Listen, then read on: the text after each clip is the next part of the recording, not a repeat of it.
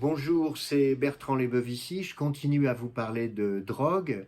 La dernière fois, j'avais insisté sur le rôle des guerres de l'opium de la deuxième moitié du XIXe siècle entre la Grande-Bretagne et la Chine, à l'origine des premières réunions pour construire la prohibition des drogues à l'échelle internationale.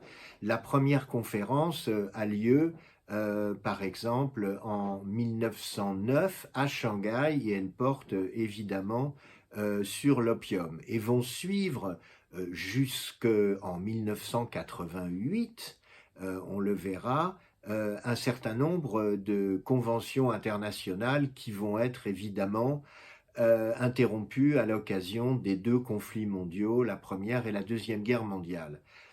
Je voudrais vous rendre sensible à un élément suivant, c'est que il n'y a pas que les guerres de l'opium qui se déroulent dans un climat colonial. Un certain nombre de pays européens vont créer des régies dans les pays qu'ils ont colonisés. Alors prenons le cas de la France. La France va créer en Indochine une régie de l'opium qui va fonctionner de 1862 jusqu'à l'immédiate après Deuxième Guerre mondiale en 1946. Cet opium est légal et il est vendu aux populations locales. À peu près la même opération a lieu un peu plus tard au Maroc. À l'époque, le Maroc est contrôlé en partie par l'Espagne, en partie par la France, et la France va créer une régie française des kifs et tabacs et va donc vendre aux populations locales du cannabis. La régie française des kifs et tabacs va être créée en 1896 et elle va fonctionner tout de même pendant 60 ans jusqu'en 1956. Donc, fin du 19e siècle, début du 20e siècle, on voit à quel point le colonialisme joue un rôle central dans ce commerce encore légal des drogues et pourquoi les prohibitionnistes sont si attachés au fait que ce sont eux les vrais défenseurs des droits de l'homme. Alors, il y a une deuxième chose qu'il faut comprendre, c'est qu'il va y avoir une dialectique qui va s'installer entre les différentes conventions internationales d'un côté et de l'autre les législations nationales. Il est d'une certaine manière normal que les pays qui ont pris la tête de cette croisade pour la prohibition des drogues créent elles-mêmes dans leur pays des législations qui reflètent ces préoccupations. Alors de fait, je vais vous donner trois exemples qui sont très célèbres. Le premier, c'est le Harrison Act américain de 1914 qui va interdire ou contrôler très sévèrement les opiacés et la cocaïne principalement. La loi française de 1916 qui est donc votée en pleine Première Guerre mondiale dans un climat de très grande paranoïa anti-Bosch. Les Français sont convaincus que la puissante industrie pharmaceutique allemande va déverser à l'arrière du front pour casser le moral des populations civiles, de l'héroïne, de la cocaïne et d'autres drogues. Et donc c'est dans ce climat-là que la loi de 1916 est votée. Il y avait déjà eu une loi qui concernait les drogues, qui date de 1845, mais c'était une loi qui analysait les drogues utilisées pour tuer des gens à des fins homicides, mais pas du tout les drogues telles qu'on l'entend aujourd'hui. Et puis le dernier exemple, c'est celui de la Grande-Bretagne, qui va voter en 1920 une loi euh, sur les drogues dangereuses, le Dangerous Drug Act, l'acte, la loi sur les drogues dangereuses. Et dans un certain nombre de pays essentiellement occidentaux ou européens, il va y avoir des législations nationales qui vont refléter les préoccupations des conventions internationales. Euh, les conventions elles-mêmes ont à régler toute une série de problèmes extrêmement compliqués parce que cette entreprise est une entreprise unique. Jamais personne n'a tenté d'interdire à l'échelle mondiale un certain type de marchandises. Et donc, avec le régime global de prohibition des drogues, on fait cette tentative. Alors, il faut d'abord tenter d'avoir des notions, des données, des datas sur la production de drogue dans différents pays et sur l'importation et l'exportation de drogue. Si on n'a pas ces données, on n'y arrivera pas. Comme on le verra, le critère pour mettre un certain nombre de substances dans la catégorie de drogue qui doivent être contrôlées, c'est à la fois leur toxicité, leur dangerosité d'un côté, et de l'autre, l'existence ou pas d'utilisation thérapeutique.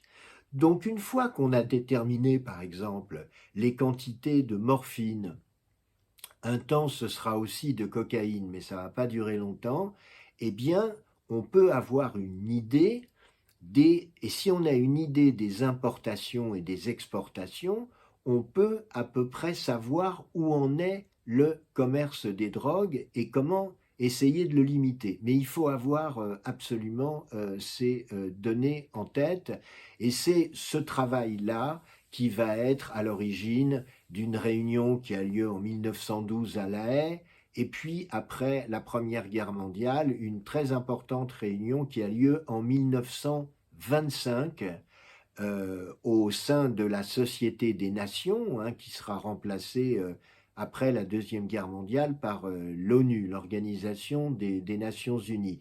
Le siège de la SDN est à Genève.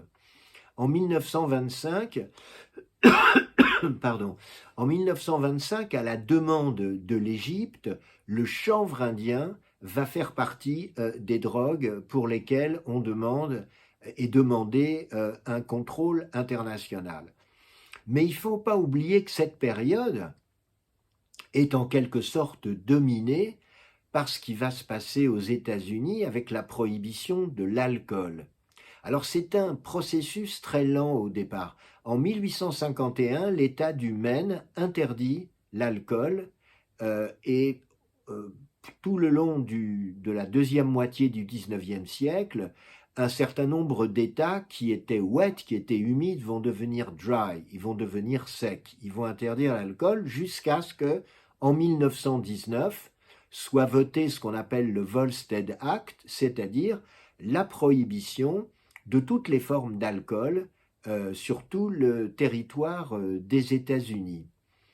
Aujourd'hui encore, on discute du bilan de la prohibition de l'alcool, qui va durer une quinzaine d'années, hein, qui va se terminer, disons, en 1934.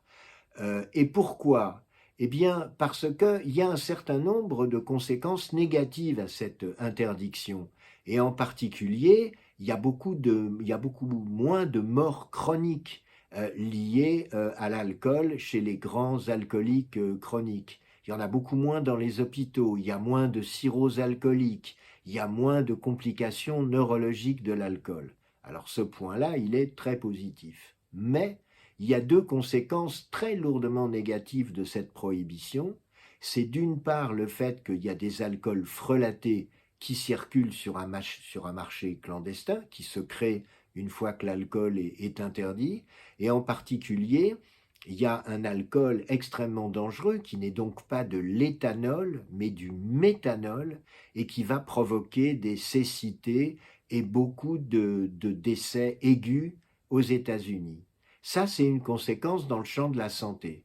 Mais il y a aussi une grosse conséquence dans le champ de la sécurité, parce que c'est à l'occasion de la prohibition de l'alcool que va se constituer la mafia italo-américaine, dont le symbole est quelqu'un comme Al Capone. Avant, il y avait évidemment des groupes criminels aux États-Unis, mais ces groupes étaient disséminés sur le territoire américain, ils étaient sans lien entre eux. À partir de la prohibition de l'alcool, la mafia italo-américaine fonctionne sur l'ensemble du territoire américain.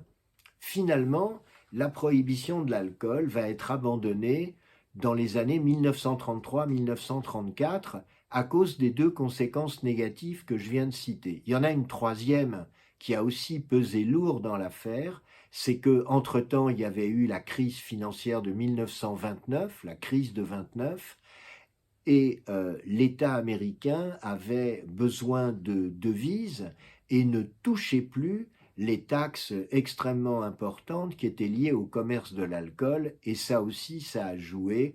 Et donc finalement, en 1934, on a abandonné la prohibition de l'alcool. Voilà, je vais m'arrêter là pour aujourd'hui. Voilà, on est en 1934 et je reprendrai le cours de cette histoire la prochaine fois. Je vous dis ciao ciao.